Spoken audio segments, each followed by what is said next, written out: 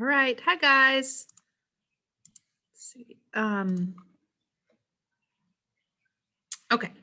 So this video is to introduce just one tiny new concept called epistasis. With epistasis, we'll be doing dihybrid crosses. So what you'll see really quickly is that epistasis can actually only be tracked on a big old dihybrid Punnett square because it's tracking two traits at the same time. So to go along with this video, I'm going to give you a few examples here at the very beginning, and then you'll need this worksheet called Epistasis. Just looks like this, has little mice on the front. And so we'll go through actually the whole front page together, which is one practice problem here in a few minutes, and then you'll do the back two problems by yourself. So epistasis is a form of gene interaction in which one gene masks the phenotype of another. So we have two genes working together, but one has the ability to mask the other. A really common example is mice. So in mice, what we know is that their coat color is actually controlled by two genes that are side by side. And one has the ability to mask the other. So if you look here, gene number 1, for example, it tells us that black is dominant to brown, but gene 2 tells us that pigment, the presence of any pigment, is actually dominant to no pigment. So what we mean is for a mouse to have any color, they have to have at least one big C that actually codes for the production of pigment at all. If a mouse has two little C's, then they do not have the ability to make any pigment. And so regardless of the big B or little b genes that they have, they will actually have no pigment. And so we call that albino. So you can see in the Punnett square here, for example, that in the mice, so they can be black, they can be brown, or they can have no pigment. Another example of this is kind of this funny little picture with these painters. So here we have gene A. So this is the normal process. So gene A is, so A puts the paint in the tray, B adds the dye to the paint, and then C actually paints this little blue circle. So they work together to ultimately, or I should say potentially draw a blue circle. The alternate process down here at the very bottom is gene A is going to get the white, gene B is going to add the red, and gene C is going to draw the red circle. So they work hand in hand. Depending on the gene that an individual may get, they may have a blue circle or they may have a red circle. So let's imagine that now we're actually going to see that epistasis occurs here. So now, if gene A, this first individual, doesn't put paint in the tray, then there's no circle. So no matter the presence of B and C standing there ready to go, if A isn't pouring any paint, then there is no red circle or no blue circle. And the bottom here shows, so even if A puts the paint in and B puts the dye in, but C codes for no circle, then even though the paint's there and it's been dyed, if the gene C is not drawing a circle, then there is no circle. So kind of imagine that it's kind of like a little assembly line. And if one piece of the puzzle codes for something else, then even if the code is there, like the paint is ready to be painted, there's still no circle. So let's look at the mouse example. So here's another one. Here we've crossed two. That kind of looks gray, but it's representing black. So you can see there's a black mouse, and this is what the brown looks like, and then the white or albino. So when so here you can see we've set up the dihybrid crosses just like we did in the past.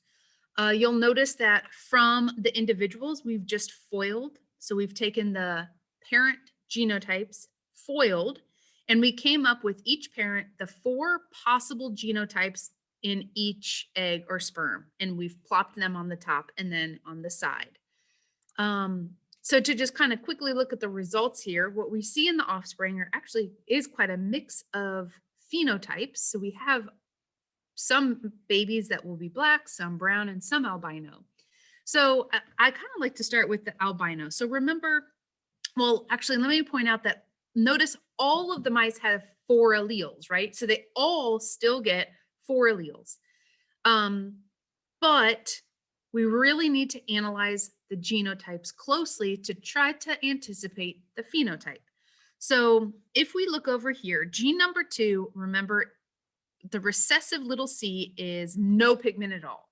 So let's look at what's going on with these white mice. So the albino mice here, you can see that they all do in fact have the homozygous recessive allele for gene 2, meaning that their body does not make any pigment. Even though, notice that they do actually have the alleles for gene number 1, right? So if we looked at just gene 1, this would be black, this would be black, this would be black, and this would be brown. But again, because this gene is actually an example of epistasis, the black and brown is going to actually be masked by the fact that these mice are not going to be producing pigment. So because they have the little c, the gene for no pigment, they will have no pigment. So that means all of the other individuals that are actually black or brown must have at least one big C, right? So they got the gene and they're producing pigment. And then from there, to decide if it will be black or brown, we look at the Bs. So let's look at this individual. So yes, this individual has at least one big C for pigment. And then it makes sense, they have 2 little Bs, so we know that they're going to be brown. Perfect. Let's look at one example of black. Okay, perfect. So this individual has at least one big C for gene number 2, meaning that they are going to produce pigment. And then in order to identify the color, this individual also has a big B, which codes for black. Okay. So some tips. Remember, epistasis can be recessive or dominant. You'll just have to read the examples really clearly.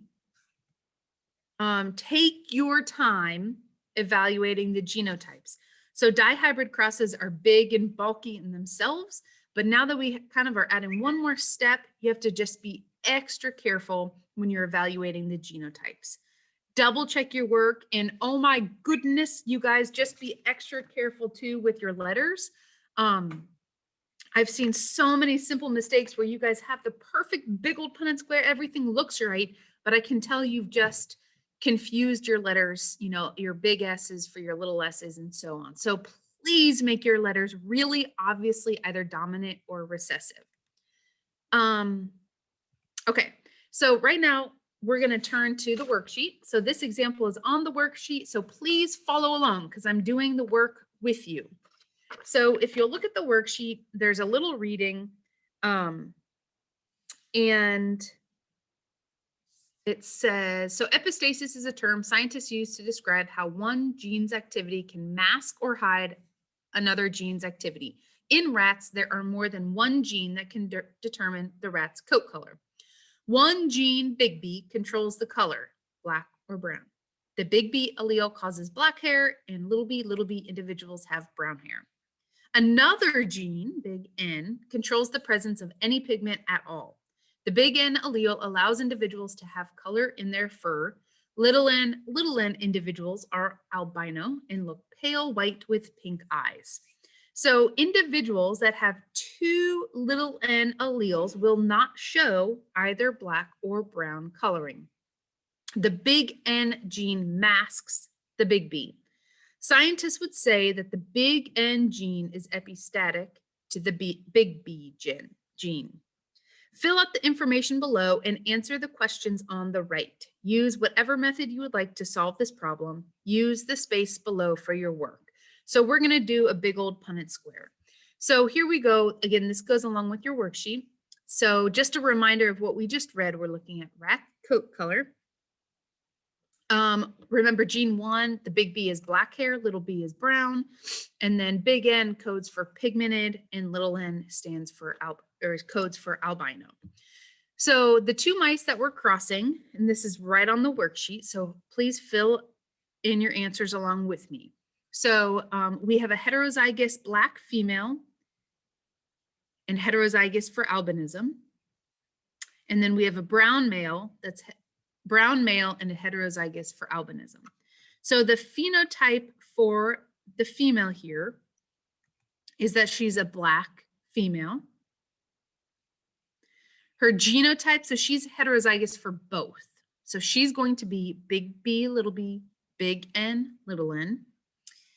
And then the possible gametes, so if you just take a second and actually FOIL, the 4 possible gametes are as shown. So big N, sorry, big B, big N, big B, little n, little b, big N, and little. If we move on to the other mouse, so it's a brown male, heterozygous for albinism, so he's a brown male. His genotype, because he's brown, he's little b, and because he has pigment, and he's heterozygous, he's big N, little n. And then again, from that genotype, I just FOILed, okay, and I first came up then with the 4 possible genotypes for the gametes. And that's what I got.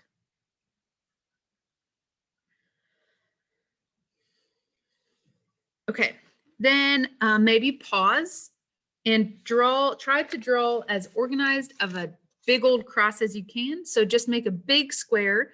Remember, you're gonna have to write on top and on the side. So don't do it like right up to the side of that little space. And I think it's easiest to just remember you make a big old square and put 3 lines down, vertical, and then 3 horizontal. So pause it if you want and make your square. And then what I've done here is just plopped my sperm and egg. So remember, these are from what I FOILed from the parent genotype. So here are the 4 possible combinations for the mom and then the dad. And then I'm going to slowly fill in my Punnett square. So again, if you want to pause it and get yourself caught up, I would strongly suggest that.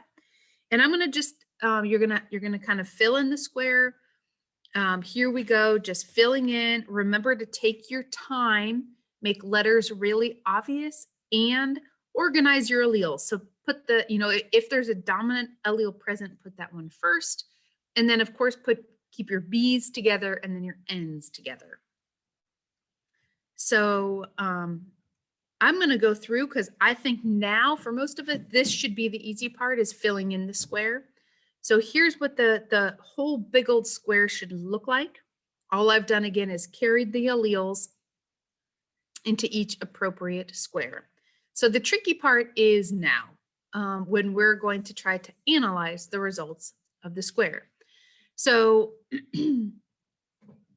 the next question 7 says to write a fraction for the offspring that will have each trait. So just looking at 7 says, just look at the cross and how many will have little b. And so totally disregard the albinism gene, just little b.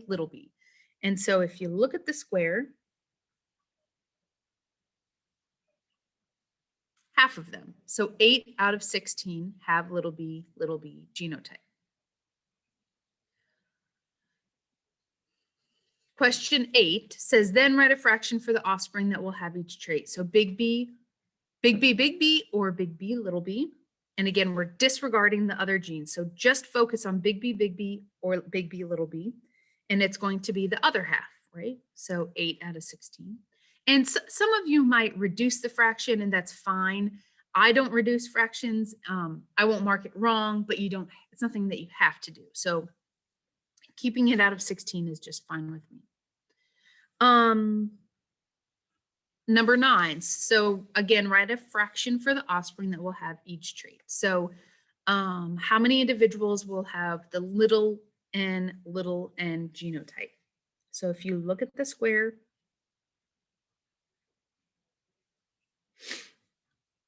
I see 4 out of 16.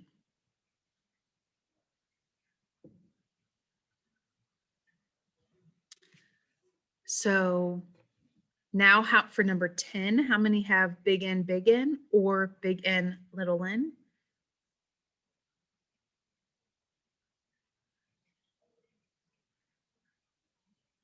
And it should be 12. Nope. Oh my.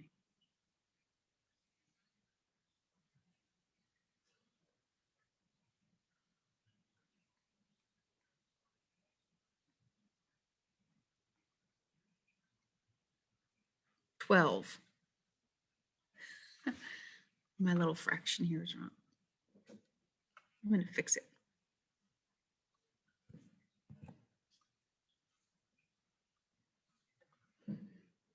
Okay, so 12 out of 16.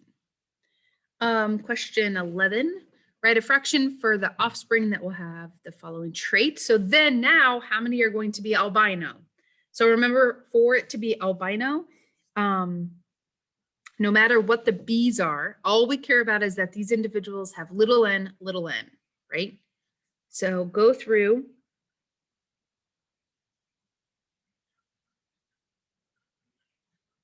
And we already counted a couple questions ago how many have little n, and it was 4 out of 16. So all of those individuals are going to be albino.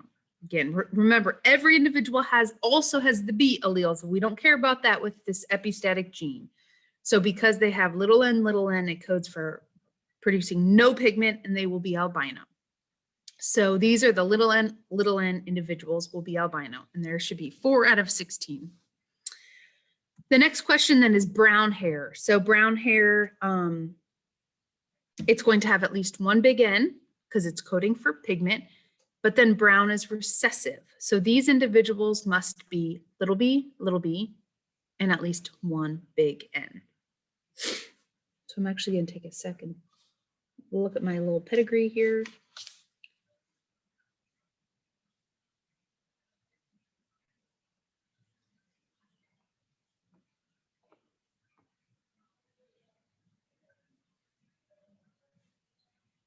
And I got 6 out of 16. So again, there are 6 out of 16 that have at least one big N, but 2 little b's. And then the last question is how many will have black? So black is, again, pigment is present, so at least a big N, and then black is dominant, so a big B. So a big B and a big N.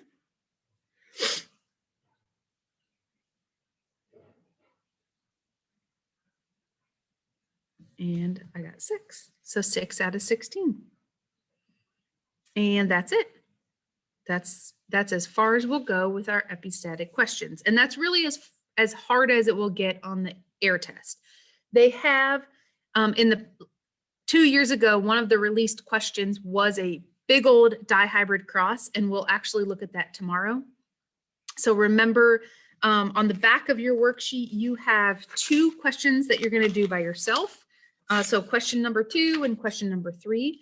I'm going to cut you loose with these. Remember, just as a pointer, the first thing you're going to do, you're given the male and female genotypes. And from there, the first thing you're going to do right now is foil into the possible eggs and sperm. And then you'll fill them in on the Punnett squares, fill in the square, and then over here, you'll analyze the results.